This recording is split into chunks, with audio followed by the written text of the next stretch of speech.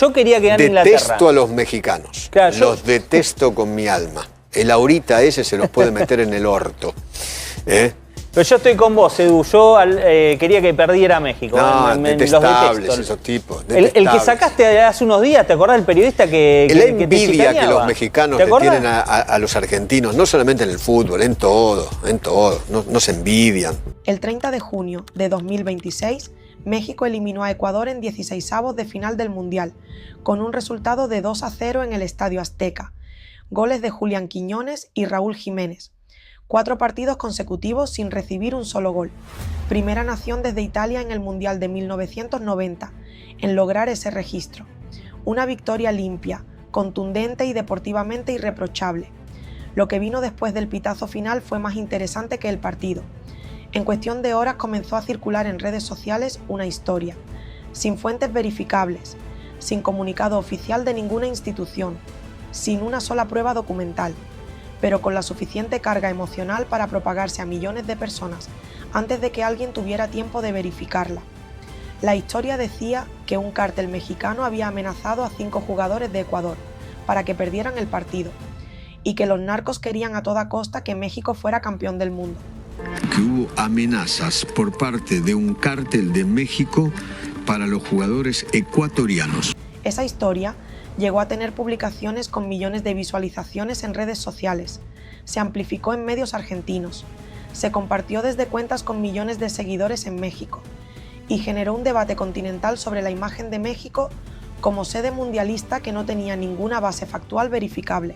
Mentira de que jugadores de la selección de fútbol de Ecuador habían sido amenazados, con el objetivo de dañar la imagen de México como sede mundialista y demeritar el esfuerzo de los jugadores mexicanos.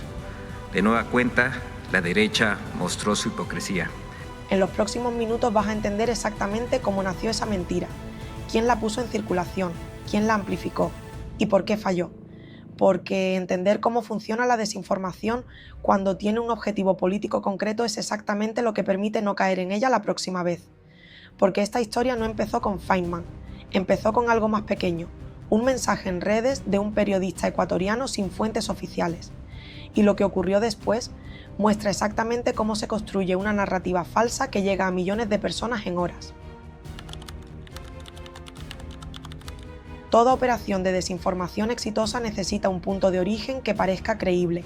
No tiene que ser verdad, solo tiene que ser lo suficientemente verosímil como para que alguien con audiencia lo tome y lo amplifique, antes de que alguien con criterio lo verifique. En este caso, el punto de origen fue un mensaje publicado el 2 de julio en redes sociales por el periodista ecuatoriano Carlos Vera. El mensaje afirmaba que la familia de un seleccionado ecuatoriano que vive en México había recibido amenazas. No había fuente oficial, no había comunicado de la federación, no había nombre del jugador, no había denuncia policial, solo la afirmación de un periodista que no presentó ninguna prueba documental que respaldara lo que estaba diciendo. Ese mensaje fue suficiente.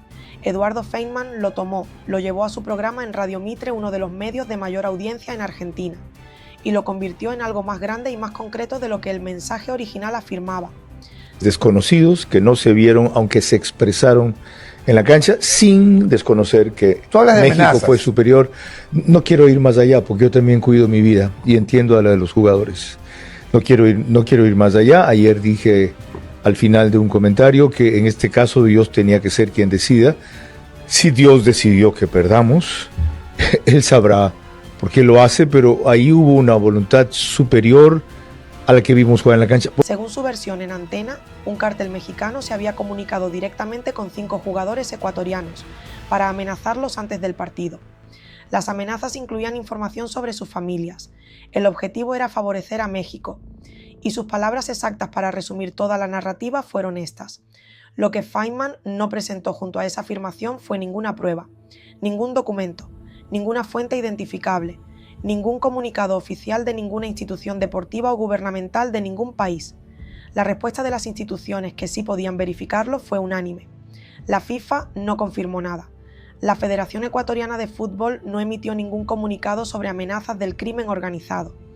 El único reclamo formal que Ecuador presentó ante los organizadores del torneo fue por los aficionados mexicanos que usaron fuegos artificiales y organizaron ruidos frente al hotel de concentración para impedir el descanso del equipo. Se colocaron al exterior del hotel donde se hospeda la selección de Ecuador. Que no duerman estos, que no duerman. Mañana la selección gana 2-1. Gol de Raúl y gol de Quiñones, papá, ¡vamos! La prensa ecuatoriana de referencia calificó las versiones como un rumor sin sustento. Y los propios jugadores de Ecuador en sus declaraciones públicas se limitaron a la autocrítica deportiva sin confirmar ninguna amenaza. La mentira nació sin pruebas y creció de todas formas. Pero para entender por qué esa mentira creció tan rápido hay que entender quién es Feynman y a qué red pertenece. Porque esto no fue un error de un periodista entusiasta. Fue un nodo funcionando dentro de una arquitectura de desinformación que tiene nombre, financiamiento y objetivos muy concretos. Hay una diferencia fundamental entre un periodista que comete un error y una red que produce desinformación de forma sistemática con financiamiento y objetivos políticos concretos. La primera es un fallo humano, la segunda es una operación. Y para entender lo que ocurrió con la mentira de las amenazas a Ecuador, hay que entender en cuál de las dos categorías está Eduardo Feynman. Feynman es abogado, periodista y conductor de radio y televisión en Argentina. Colabora en Radio Mitre y en el canal A24. Es conocido por un estilo confrontativo y por declaraciones que generan controversia sistemática en el ámbito político y social. Y está vinculado a Atlas Network, la organización estadounidense que financia medios y think tanks de derecha en América Latina, con el objetivo declarado de promover políticas de libre mercado, pero con el efecto concreto de construir narrativas políticas contra gobiernos de izquierda en la región. Atlas Network no es una conspiración. Es una organización registrada con operaciones documentadas en decenas de países latinoamericanos. Su modelo de trabajo consiste en financiar organizaciones locales que producen contenido mediático y análisis político alineado con su agenda ideológica. En México esa red ha estado vinculada a la producción de narrativas de narcoestado, narcopresidenta y narcocandidata, que Sheinbaum mencionó explícitamente en la mañanera. Además de pertenecer a Atlas Network, de ser un engranaje dentro del gatillerismo mediático de Argentina, pues también es uno de los aliados de Ricardo Salinas Pliego y promotores también de la agencia de La Derecha Diario. Y aquí está el elemento que conecta la desinformación argentina con el ecosistema mediático mexicano.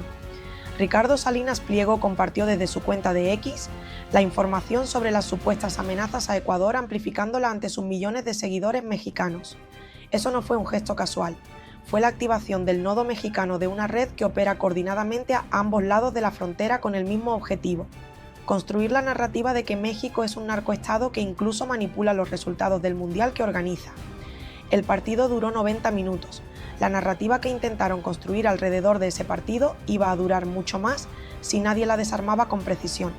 Y la velocidad con que esa narrativa se propagó antes de que alguien pudiera verificarla dice algo sobre cómo funciona la desinformación en 2026 que merece entenderse con toda su crudeza. Porque lo que ocurrió en las horas siguientes al partido es una demostración perfecta del mecanismo. Hay un principio que cualquier persona que trabaja en verificación de información conoce y que explica por qué la desinformación funciona incluso cuando es fácilmente desmontable con una búsqueda básica.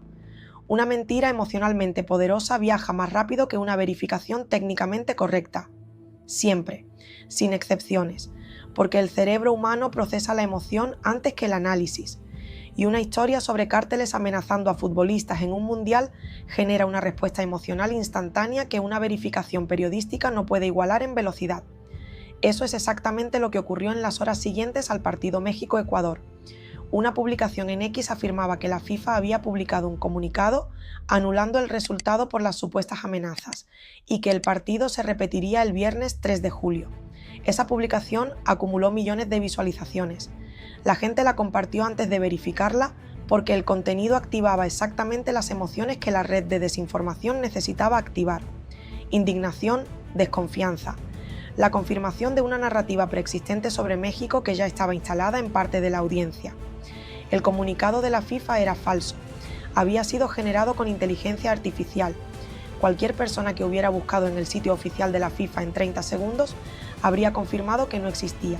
Federación Ecuatoriana de Fútbol han denunciado amenazas. Tampoco la FIFA ni el comité organizador del Mundial han validado la versión. La mentira surgió en redes sociales y fue amplificada sin pruebas en una mesa de análisis de una estación de radio argentina.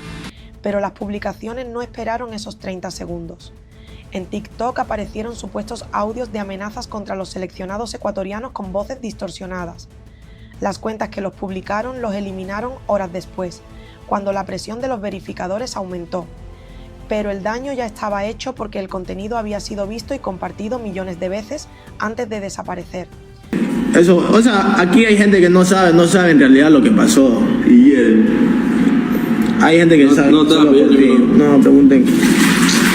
Ya mismo le preguntamos. Hay gente que no sabe en realidad lo que pasó. Nosotros le hubiésemos mostrado a ustedes lo que nos enviaron. Otra publicación afirmaba que se confirmó que narcotraficantes mexicanos amenazaron de muerte a los jugadores de Ecuador para forzarlos a perder. 4 millones de visualizaciones, 72.000 likes, 9.000 veces compartida. Todo antes de que ningún medio de verificación pudiera alcanzar esa audiencia con el desmentido. Eso no es un accidente, es el diseño del sistema. Pero algo en esta operación falló, y falló de una forma que no estaba en el guión de quienes la pusieron en marcha, porque la propia Ecuador los desmintió. Y cuando el supuesto afectado desmiente la acusación, la narrativa colapsa desde adentro.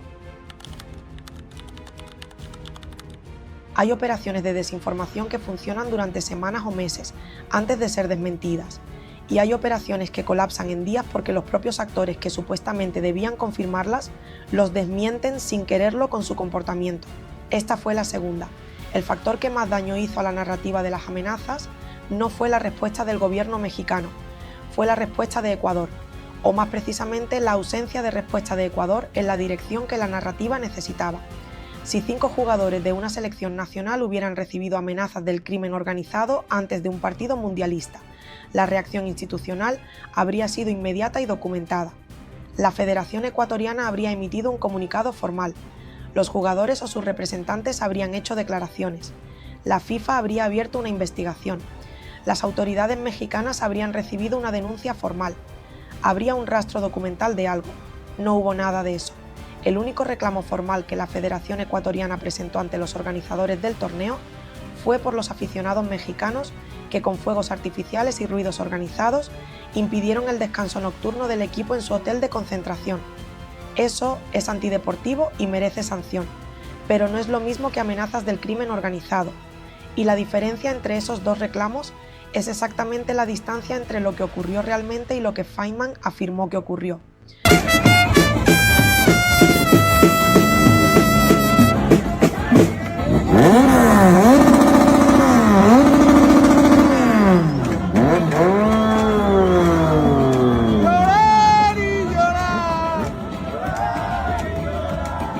Los jugadores de Ecuador en sus declaraciones públicas tras la eliminación hablaron de autocrítica deportiva, de que México fue mejor en el campo, de que el resultado fue justo. Ninguno mencionó amenazas, ninguno pidió protección, ninguno respaldó la narrativa que se había construido alrededor de su derrota. Y Sheinbaum lo dijo en la mañanera con la precisión que el tema merecía. La Federación Ecuatoriana dijo que era absolutamente falso. El objetivo de la narrativa no era proteger a los jugadores ecuatorianos, era minimizar el triunfo de la selección mexicana y reforzar la imagen de México como un narcoestado ante el mundo que tenía los ojos puestos en el Mundial. Esa operación falló, pero Feynman no había terminado, porque días después, cuando Inglaterra eliminó a México en octavos, Feynman volvió a las cámaras. Y esta vez no necesitó inventar nada, solo abrió la boca y dijo exactamente lo que piensa. Y lo que dijo merece analizarse con toda la seriedad que tiene. El 6 de julio de 2026, Inglaterra eliminó a México en octavos de final del Mundial por 3-2. Para Feynman fue un momento de celebración, y en ese momento de celebración, Feynman dijo en vivo en el programa El Noticiero de A24 algo que no necesita interpretación ni análisis adicional, solo necesita escucharse con atención. Yo quería que gane Inglaterra. Detesto a los mexicanos, claro, los detesto con mi alma. El ahorita ese se los puede meter en el orto. Fueron sus palabras exactas, en televisión, en vivo, ante su audiencia, sin que nadie se las arrancara en un momento de confusión, ni en un micrófono abierto que no sabía que estaba grabando. Las dijo con la misma naturalidad con que uno dice buenas noches, como si fueran una opinión completamente normal que cualquier persona razonable podría compartir. Lo que hace que esa declaración sea reveladora no es solo su contenido, es su timing. Feynman la pronunció días después de haber afirmado sin pruebas que los cárteles mexicanos amenazaron a jugadores ecuatorianos. Primero inventó una historia para dañar la imagen de México ante el mundo. Y cuando México fue eliminado del torneo que supuestamente los cárteles querían que ganara, expresó en cámara el odio personal que motivaba esa narrativa desde el principio. Y Sheinbaum respondió a esa declaración con algo que merece repetirse porque es analíticamente preciso. Usó la transitividad matemática. Si A es igual a B y B es igual a C, entonces A es igual a C. Si Feynman odia a los mexicanos y la derecha mexicana celebra a Feynman, lo comparte, lo retuitea y se toma fotos con él, entonces la derecha mexicana odia al pueblo de México. No es una opinión política, es una deducción lógica directa. Salinas Pliego, que compartió la desinformación sobre las amenazas a Ecuador, es exactamente ese nodo. Hagamos el balance final. México ganó 2-0 a Ecuador con un resultado limpio y deportivamente irreprochable. En horas, una narrativa sin pruebas afirmaba que los cárteles habían manipulado el partido. Un periodista vinculado a Atlas Network la amplificó sin fuentes. Salinas Pliego la distribuyó en México. La propia Ecuador la desmintió con su silencio institucional. Y días después, ese mismo periodista dijo en cámara que detesta a los mexicanos con su alma. Esa es la secuencia completa, y merece verse exactamente así. Aquí quiero ser honesta contigo sobre lo que siento cuando analizo esta historia. No me sorprende que existan personas que odien a México. El odio hacia los pueblos no necesita razones. Lo que me importa analizar es la infraestructura que convierte ese odio en narrativa política organizada, porque Atlas Network no financia medios para que sus periodistas expresen odio personal. Los financia para que ese odio personal se convierta en contenido que debilite gobiernos, desacredite victorias y construya en la opinión pública internacional la imagen de un país que no merece respeto. Lo que falló en esta operación no fue la tecnología ni la velocidad, fue el objeto elegido. Intentaron manchar una victoria deportiva limpia de una selección que lleva 4 partidos sin recibir un gol, en un mundial que México está organizando con una hospitalidad que el mundo entero reconoce, en un momento en que la imagen de México nunca había sido mejor ante la comunidad internacional. Eligieron el peor momento posible para intentar lo que intentaron, y el mundo que estaba mirando a México con admiración vio también quiénes son los que intentan destruir esa imagen y con qué herramientas lo hacen. Si este análisis te encendió algo antes de irte, quiero que veas el vídeo que publicamos hace unos días, porque esta semana México también protagonizó otra historia que habla de su peso real en el mundo. Los agricultores de California están regalando su cosecha tras la salida de miles de mexicanos. Lo encuentras justo aquí arriba. Y si quieres seguir entendiendo cómo se mueve el tablero latinoamericano sin filtros y sin agenda, suscríbete a Educamérica ahora mismo. Aquí contamos lo que otros no cuentan con los datos que otros no juntan. ¿Crees que operaciones de desinformación como esta van a intensificarse mientras México siga avanzando en el Mundial? ¿O que el desmentido rápido de esta semana va a disuadir a quienes las financian? Dímelo abajo en los comentarios.